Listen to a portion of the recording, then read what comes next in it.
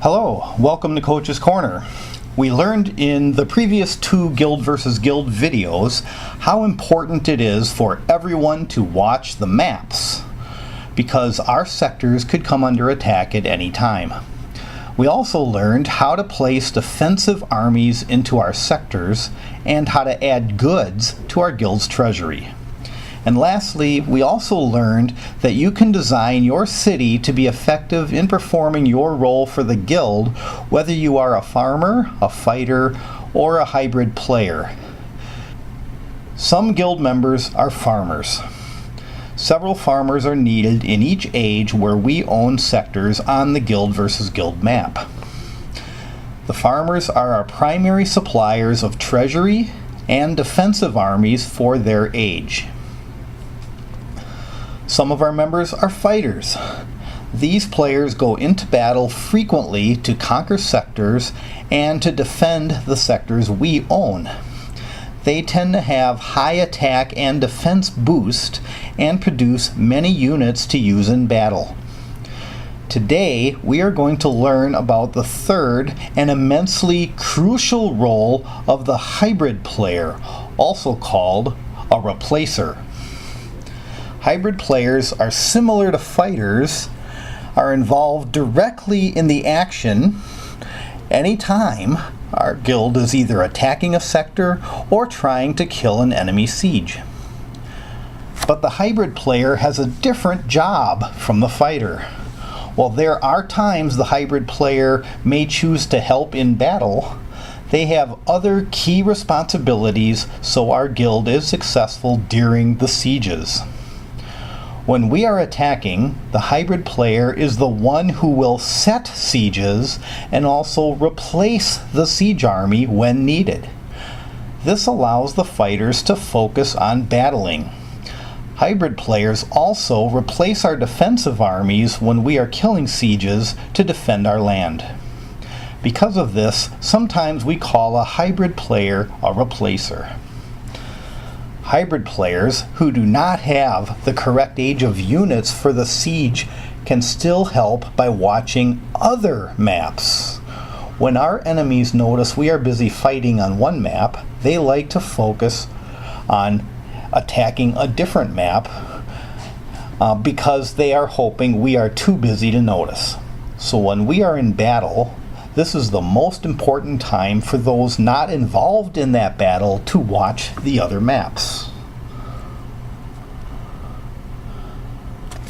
As a hybrid player, you may choose to help battle, but your primary role when we are attacking is to place and replace the siege army.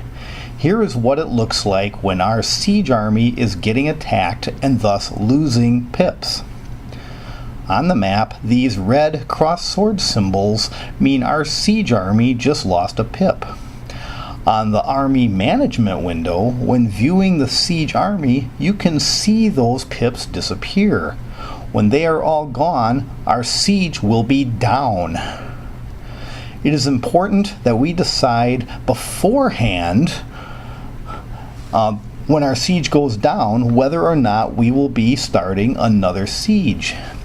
Because if we intend to continue, we need to replace the siege army lightning quick. If we will be starting another siege, here is what needs to be done. To replace the siege, you must have your selected army already loaded up. When the time comes, quickly select the orange siege button and then hit this green Pay and Replace Now button to actually place the siege.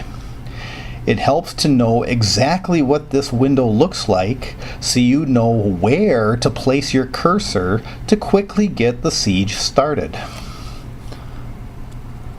A strategy we can use when we are getting close to winning a sector and the defending guild is desperately trying to kill our sieges and replace their defense is to surprise the defense by doing what we call a pull and replace.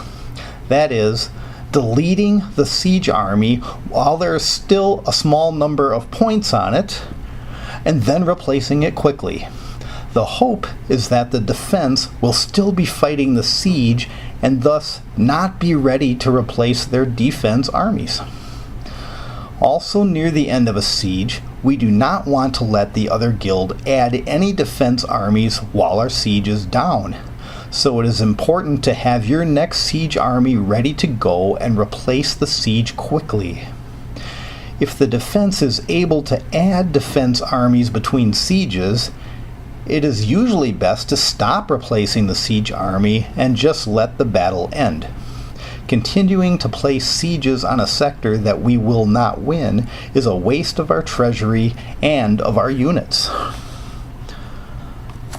Recalc, also called reset, occurs each day at about 8 p.m. Eastern Time, 5 p.m. Pacific. Each map shows a countdown clock for when recalc will occur. At recalc, several things happen. First, all sectors lose protection, that is, the bouncing shields go away. Because this is the earliest opportunity to attack those sectors, recalc is when the most guild versus guild activity happens. The power and prestige points are calculated for all guilds. That is, rewards for sectors that you own at recalc. Support pool, that is, defense boost, is calculated for all sectors. Fourth, our headquarters on each map is allowed to move. We can only move the headquarter on each map once per day, but that move is reset at recalc. So even if we moved our headquarters only a few seconds before recalc, the new move becomes available immediately after recalc. So that's your basic training for a hybrid player. So enjoy helping the guild by placing your sieges to help conquer those sectors. The Ask Coach thread is available for any questions you might have from this training. So go get them.